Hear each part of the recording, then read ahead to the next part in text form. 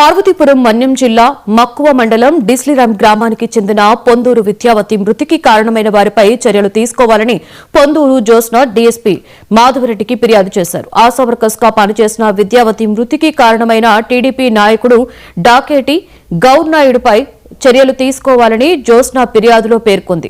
Vidyavati fitness బాగోలేదని వైద్య అధికారులు విధుల నుండి తొలగించడంతో మానసిక క్షోభకి గురై మృతి చెందిందని ఫిర్యాదులో పేర్కొన్నారు.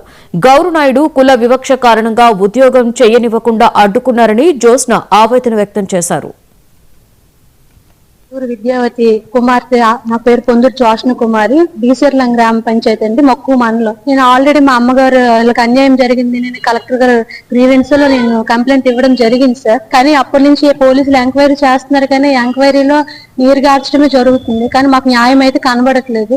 పోలీస్ ఆఫీసర్ చుట్టూ నేను తిరగడం జరుగుతుంది సార్, కానీ ఇక్కడ కూడా అతని పట్ల అంటే అధికారుల పట్ల వాళ్ళు చూపిస్తున్నారు కానీ చర్యలు తీసుకోవాలని అంటున్నారు. కానీ ఏ వ్యక్తి వాళ్ళు ఈ ఉద్యోగం తీయడానికి కారణమయ్యారో ఆ వ్యక్తి మీద మాత్రం చర్యలు తీసుకోవడానికి సిద్ధంగా లేదు సార్. జరగాల్సిన పోలీసులే న్యాయం చేయాలి సార్, కానీ వాళ్ళ న్యాయం చేయలేకపోతే మేము ఇంకెక్కడికి వెళ్ళాలి సార్. ఇప్పుడు మా అమ్మ ఏదో ఒత్తిడితో ఎలా చనిపోయిందో అదే ఒత్తిడితో ఇప్పుడు నేను చనిపోయేటట్లు ఉన్నాను సార్. నేను తిరిగి నాకు చిన్న పిల్లలు ఉన్నారు సార్, పిల్లలను వదిలేసి నేను రోడ్ల మీదకి రావాల్సిన అవసరం నాకు ఏంటి సార్? నా తల్లికి జరిగిన అన్యాయం ఇంకే కుటుంబం జరగకూడదని నేను కోరుకుంటున్నాను. దయచేసి మా అమ్మగారు కూడా లాస్ట్ ఏదో జాయినింగ్ ఆర్డర్ ఉందో ఈ ఆర్డర్ రాకుండా మా అమ్మగారు మాట్లాడిన వీడియో ఉంది సార్.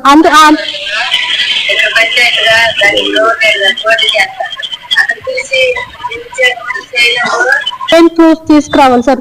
క్లియర్ గా మా అమ్మగారు అన్నారు, దాకా గవర్నమెంట్ గారు మెన్షన్ చేసింది, తన నోట్లు తానే అన్నది. ఇప్పుడు మళ్ళీ కులం కింద తిట్టిందా లేదని మా అమ్మగారిని ఇప్పుడు నేను తీసుకురాలేను కదా సార్. జరిగిన అన్యాయాన్ని ఎవరు మాట్లాడట్లేదు సార్. నష్టపోయింది మేము, పైన అధికారులకి పైన మినిస్టర్ మేడం సంధ్యారాణి గారు ఒత్తిడి ఉండొచ్చు, ఆ ఒత్తిడి వల్ల వాళ్ళు బాగానే ఉంటున్నారు సార్.